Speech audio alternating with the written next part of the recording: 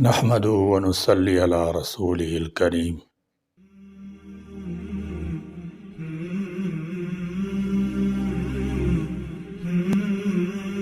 زکوٰۃ اسلام کے 5 ارکان میں سے ایک رکن ہے۔ صاحب نصاب لوگوں کے لیے سالانہ 2.5% بطور زکوٰۃ نکالنا فرض ہے۔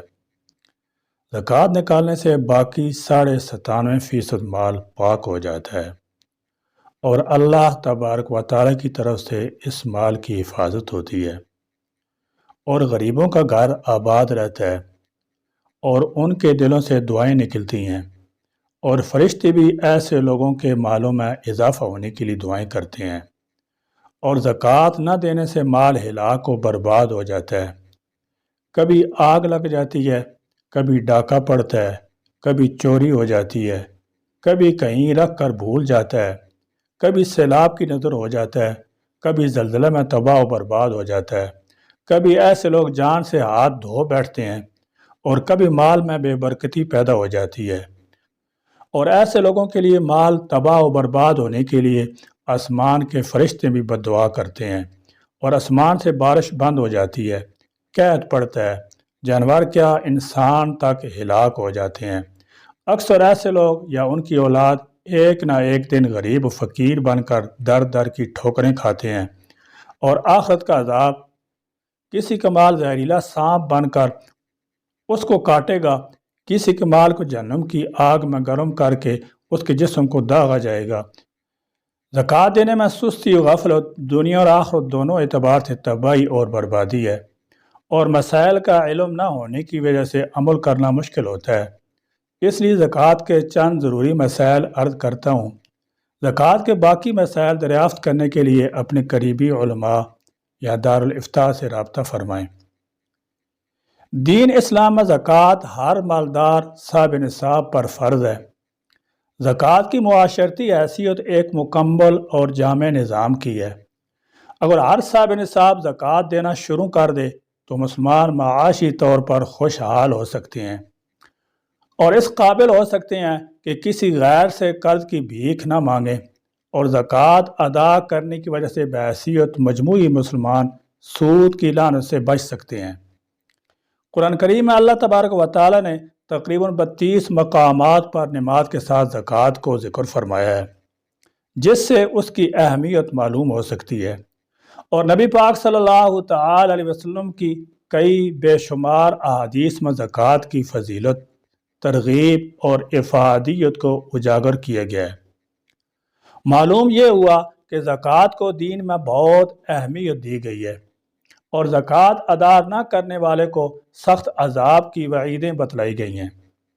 ایک حدیث ملاحظہ ہو، حضرت عبداللہ بن مسعود رضی اللہ تعالی عنہ آپ علیہ السلام کا ارشاد نقل فرماتے ہیں کہ جو شخص اپنے مال کی زکوٰۃ ادا نہیں کرتا، قیامت کے دن اس کا مال گنجے سانپ کی شکل میں اس کی گردن میں ڈال دیا جائے گا۔ جامع ترمذی۔ صاحب نصاب کون ہے؟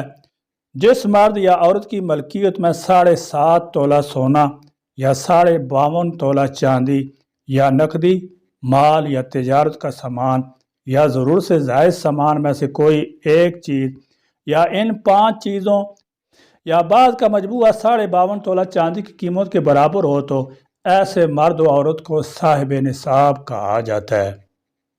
وجوب کی شرائط: نمبر 1 مسلمان ہونا، نمبر 2 نصاب کا پورا ہونا، نمبر 3 عاقل بالغ ہونا، نمبر 4 اس پر سال گزر جانا۔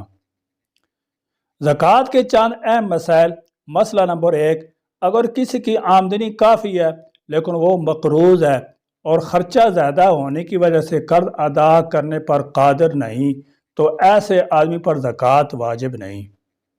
مسئلہ نمبر 2، جس شخص کی ماہانہ آمدنی معقول ہے لیکن سال بھر تک اس کے پاس نصاب کی مقدار جمع نہیں رہتی اور اس پر زکوٰۃ واجب نہیں۔ مسئلہ نمبر 3، اگر ادھار کی رقم نصاب کے برابر یا اس سے زیادہ ہے تو وصول ہونے کے بعد زکوٰۃ ادا کرنا لازم ہوگا۔ اگر ادھار کی رقم وصول ہونے میں چند سال کا عرصہ گزر گیا تو گزشتہ تمام سالوں کی زکوٰۃ دینا لازم ہوگا۔ مسئلہ نمبر 4، اگر استاد غریب ہے، نصاب کا مالک نہیں، تو شاگرد کے لیے استاد کو زکوٰۃ دینا جائز، بلکہ مستحق استاد کو زکوٰۃ دینے کا ثواب زیادہ ملے گا۔ مسئلہ نمبر 5، مردہ کے ایصال ثواب کے لیے زکوٰۃ کی رقم دینا جائز نہیں، بلکہ دوسری حلال رقم صدقات، زکوٰۃ کے علاوہ سے ایصال ثواب کرنا ہوگا، ورنہ میت کو ثواب نہیں ہوگا۔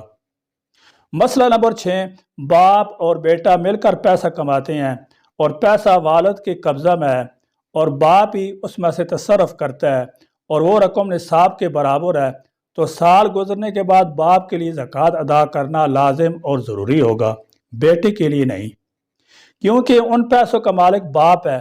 ہاں، اگر وہ اپنا پیسہ تقسیم کر دیں تو الگ الگ زکوٰۃ واجب ہوگی۔ مسئلہ نمبر 7، اپنے باپ کو زکوٰۃ دینا جائز نہیں۔ مسئلہ نمبر 8، بچہ اگر صاحب نصاب ہے تو نابالغ ہونے کی وجہ سے اس کے مال وغیرہ پر زکوٰۃ واجب نہیں، اور ولی کے لیے نابالغ کے مال سے زکوٰۃ ادا کرنا لازم نہیں ہوگا۔ دوسری عبادات کی طرح بچہ پر زکوٰۃ بھی واجب نہیں۔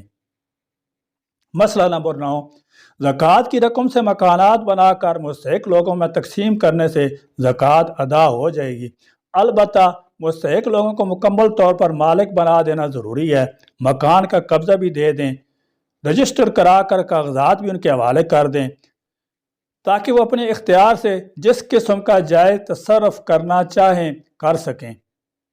مسئلہ نمبر 10، جو رقم زکوٰۃ کی نیت کے بغیر ادا کی جائے اور جس کو دی جائے وہ خرچ بھی کر چکے، اب اگر اس مال کو زکوٰۃ میں شمار کیا جائے گا تو وہ درست نہیں اور زکوٰۃ ادا نہیں ہوگی۔ مسئلہ نمبر 11، بھابھی، بھائی، بھتیجا، بہن اگر وہ نصاب کے مالک نہیں اور مستحق بھی ہیں، ان کا کھانا پینا الگ ہو تو ان سب کو زکوٰۃ دینا جائز ہے۔ مسئلہ نمبر 12، اگر حکومت یا بینک والے کھاتے داروں سے ان کی اجازت سے اصل رقم سے زکوٰۃ کاٹ کر مستحقین زکوٰۃ کو مالکانہ طور پر دیتے ہیں تو زکوٰۃ ادا ہو جائے گی، اور اگر اصل رقم سے ادا تو کریں لیکن مالک کی اجازت کے بغیر تو پھر زکوٰۃ ادا نہیں ہوگی، مالک کو زکوٰۃ ادا کرنا ضروری ہے۔ اور اگر وہ حکومت یا بینک والے اصل رقم سے نہیں بلکہ نفع کے نام پر جمع ہونے والی سود کی رقم سے زکوٰۃ ادا کریں تو زکوٰۃ ادا نہیں ہوگی، کیونکہ حرام رقم سے زکوٰۃ ادا نہیں ہوتی۔ مسئلہ نمبر 13، بیوی کو اگر شوہر زکوٰۃ دے تو یہ جائز نہیں۔